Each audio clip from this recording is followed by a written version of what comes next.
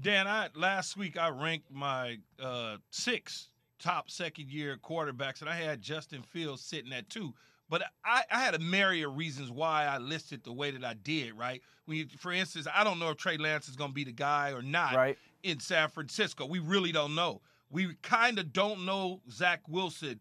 We don't know what that really is. We think we know. We obviously know Mac Jones and what New England was able to do. Davis Mills showed flashes. But then Justin Fields, as I get to him at number 2, I look at that and say, yeah, they don't have a whole lot, so to speak. But I think his pure athletic ability will allow him to do certain things that some of these other guys will not be able to do. Trevor Lawrence clearly is number 1 because of the things that they have along with Doug Peterson. So that was my list from last week.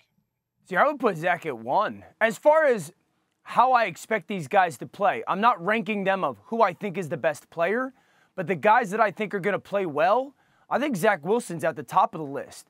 Dude, the Jets in 3 years, they have 2 first-round draft picks on the offensive line that they selected themselves, another first-round pick in Laken Tomlinson that they signed over from free agency. They signed Uzama. They've got 2 first-round draft picks at wide receiver now and a second-round draft pick at wide receiver. This is a very good unit. I actually think there's a ton of pressure on Zach Wilson to go play well. Mac Jones is going to be really good. Trevor Lawrence, I don't even put at number 1, Key, because I still think there's questions on the offensive line, and I wanted them to add in the draft wide receiver-wise. I know they have Christian Kirk. Marvin Jones can still be a good player there. Laviska Shenault, they're getting ETN back healthy. I just don't think that I think Trevor's going to play well, but if I had to go, what quarterback do I think is supported the best, is given the most amount of necessary talent to go play well? I actually think I would go Zach Wilson, then Trevor Lawrence, then Mac Jones, then Trey Lance, then Davis Mills, then Justin Fields. Wow. So Dan, you're saying right now, that's all the talk around Chicago, where people are saying, how come the Bears didn't add splashy names through the draft to help Justin Fields? So are you agreeing with that they didn't do a good job of really getting any support for him through the draft at all? Absolutely, Jay. When they took those, I think they had 2 second-round picks.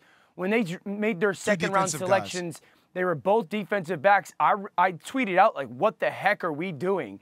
And everyone responded back to me from Chicago Bears fans, like, our secondary was terrible last year. Yeah, guys, I'm aware of that. I watched every single snap. But whether your secondary is good this year or not is really not going to be a massive impact or a massive determining factor on whether your quarterback starts to get some feel good, play better, and you start to put building blocks in place to allow him to play well.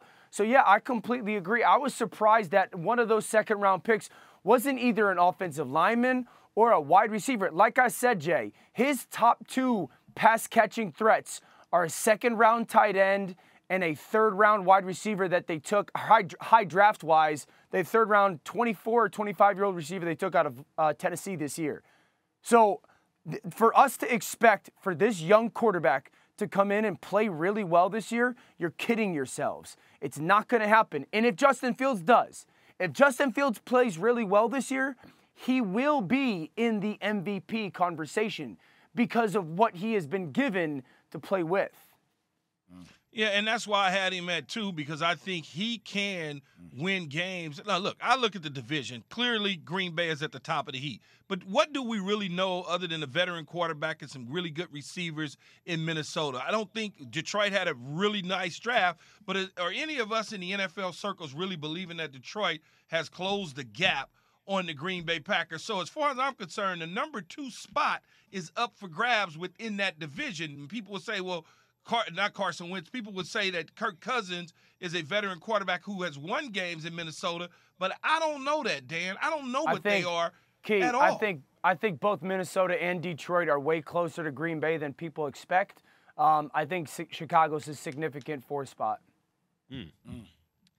That is Dan Orlovsky. I got to say, I don't hear any real Monday morning Dan there, but you know, good, solid sports stuff. Usually Dan will throw flames on Monday, and this was just good, solid sports opinions. Thank you, Dan. Well, Thanks for watching ESPN on YouTube. For live streaming sports and premium content, subscribe to ESPN+.